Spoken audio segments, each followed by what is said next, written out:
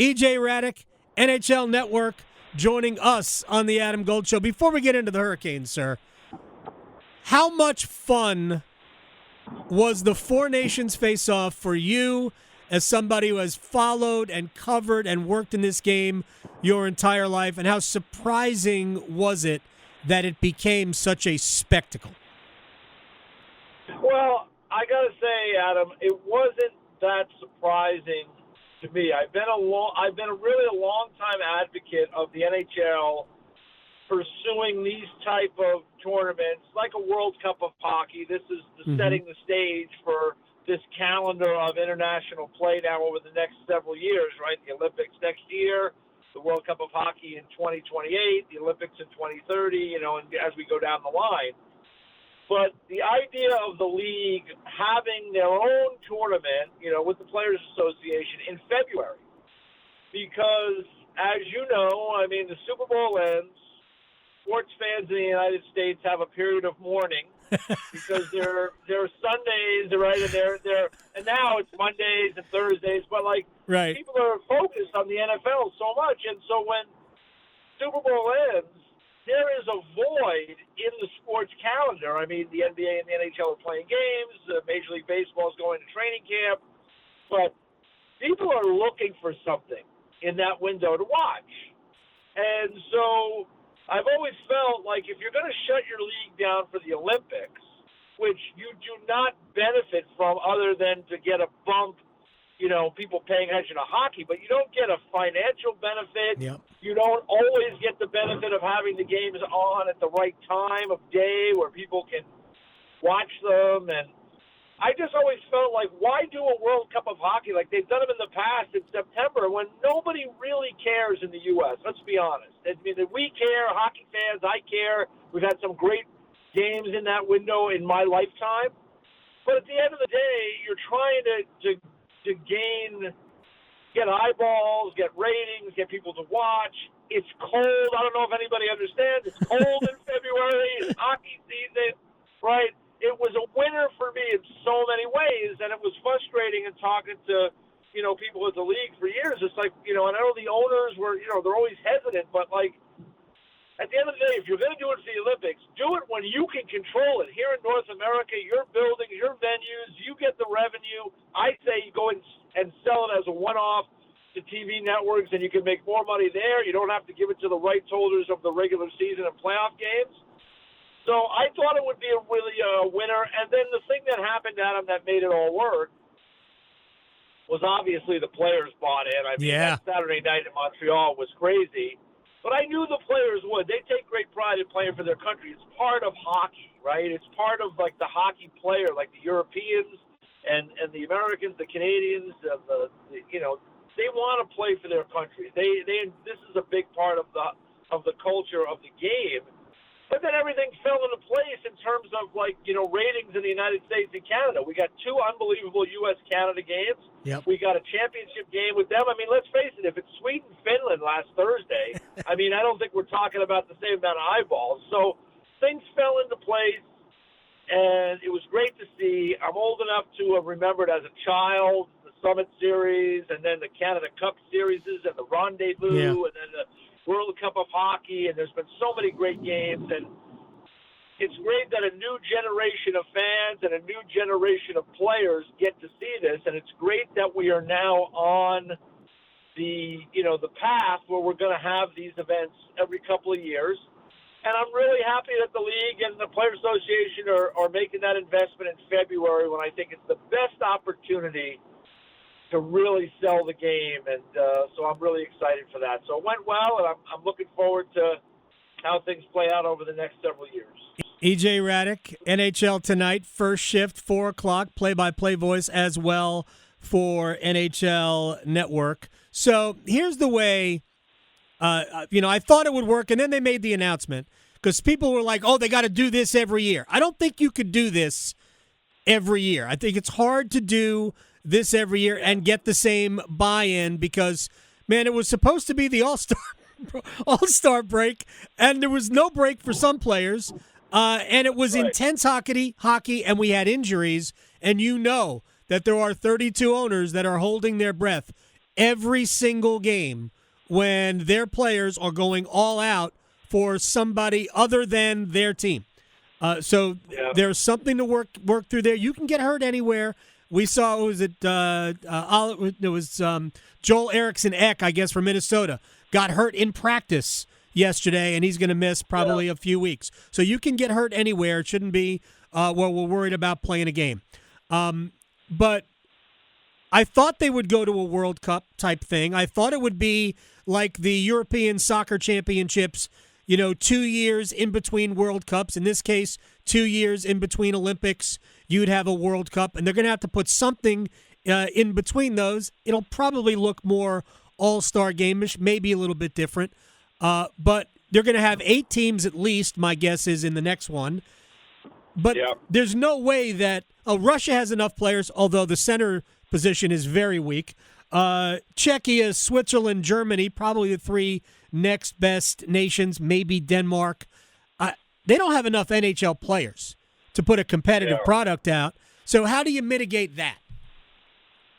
Well, I mean, that will be something that they have to discuss. I mean, the Olympics, you have those teams in there, right? And, sometimes that's part of the tournament. I mean, remember in 2002, I was in Salt Lake when I think it was Belarus beat Sweden in the semifinal, right? And or the quarterfinal, and just threw the whole tournament into disarray, and basically gave Canada a bye into the gold medal game against Team USA that year.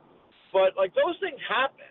And Team USA beating the Soviets. We just had the 45th anniversary yesterday, right? Yeah. Like nobody was expecting that. Like in that era, in 1980, Team USA was like the 7th or 8th team that people talked. I mean, people talked about the Russians. They talked about Czechoslovakia. They talked about Sweden and Finland and Canada to a lesser degree because it was amateurs. People weren't talking about Team USA. They were part of that, other group of teams. Right. So, they'll have to do the work and see, what teams and countries, where they stack up in terms of their rankings on the world stage. I mean, you have world championships, you have the Olympics, and maybe that's something those things are things they use in determining which teams are going to be eligible. Of course, we don't know what the geopolitical situation is going to be for Russia in terms of whether they're back in. Right. I mean, so, these are all questions, but I will add one other thing, and, they've committed to this whole World Cup of Hockey thing, which is, I think, great. So but in retrospect, if they had not committed to that, every 4 years, a USA-Canada Summit Series best of 5, let's say, in that same window, might be more appealing for fans in North America. True. So, in terms of ratings, because you would guarantee that those games are played against one another. Whereas when you have a World Cup of Hockey, or the 4 nations in this case, there really was no guarantee. I mean, it easily could have been Sweden decimated by injuries. Yeah. But those games were competitive. And so, this was the best case scenario from a rating standpoint, is that Team USA and Team Canada got to play 2 games. They got to play each other. So, to have a Summit Series of sort between, which I think are probably the 2 preeminent hockey powers right now, the U.S. and Canada. Yep. I mean, that might be something that's even more appealing to viewers in North America. But, I don't know if there's space for that on the calendar. I don't know if you could play that in 2027 or 29. But I think it's something that, I'm sure somebody over at the National Hockey League is thinking about, because, it would be, I think it would be pretty appealing based on the fact that these 2 countries right now are very, very close. Yeah, I mean, you can make this is not a big difference. You can make the argument that I know Canada won, but you can make the argument that the United States probably should have won that game were it not for Jordan Bennington's heroics. I still don't understand why he wasn't player of the game, but that's another matter altogether. EJ Hradek, NHL. Correct. Yeah, Correct. I mean, look, I know Connor McDavid scored the goal. That's fine. I know how it's generally done in hockey buildings across America, North America, that if you score the overtime game winner, you're always the first star. But Canada doesn't even get to overtime, or they lose it in overtime were it not for Jordan Binnington. Before I let you go, we only have a couple more minutes left. Where's Mikko Rantanen getting traded to in the next 2 weeks, EJ? I'm kind of tired of the whole thing because I don't believe the Hurricanes would really trade him unless he went upstairs and said, under no circumstances am I staying here. And I'm pretty sure he has not done that. He's also played better than the numbers indicate. So the Hurricanes are at the very least going to make it work for the balance of this season. But what's your read on everything that's gone on there? Well, the reporting is that, Elliot Friedman was reporting that the Hurricanes made a significant offer. I mean, you're very dialed in there, so I have no reason to not believe that. I mean, they traded for the guy. They understand the numbers. I know, we spoke with the general manager when the trade happened, and, obviously they're going to make every effort to sign a guy that they traded a significant player to get. All that said, I mean, these are the tough things that happen in sports because, I can't get into Mikko Rantanen's heart and into his mind. I mean, only he really knows exactly what he wants to do. And now, is he willing to share that with Hurricanes management? Is he genuinely torn? He has earned the right to be a free agent. He's already won a Stanley Cup. Does he want to have to consider a lot of different offers? I mean, these are all things that are, he is going to have to decide, and it'll be up to, the Hurricanes to have to kind of decipher, where this guy stands. Because if his mind is like, I think I want to just consider all options, I mean, it does put the Hurricanes in a really tough spot. I mean, I think you have to, at that point, consider trading him because you don't want, if he's not going to really commit or he doesn't give you any kind of idea that, hey, there's a really good chance I'm going to stay. But if he doesn't give you that, you got to consider it. And then if you consider it now, which teams are interested? I mean, everybody's interested, but you got to make it work money-wise. And what can you get in return? Because I'm sure the Carolina Hurricanes aren't in the business of trading a Marty Necas to get Rantanen and then trading Rantanen to get a third-round pick. Yeah. So, I mean, what are you going to get in return? So there's all those things that play into it. I don't envy the position they're in just because, again, Adam, and you've seen it over the years, the players aren't always the players don't want to sit there. If they don't want to stay, they don't want to come out and sit with the media and say, you know what, I'm just going to be a free agent at the end of the year because they know they incur the wrath of the fans.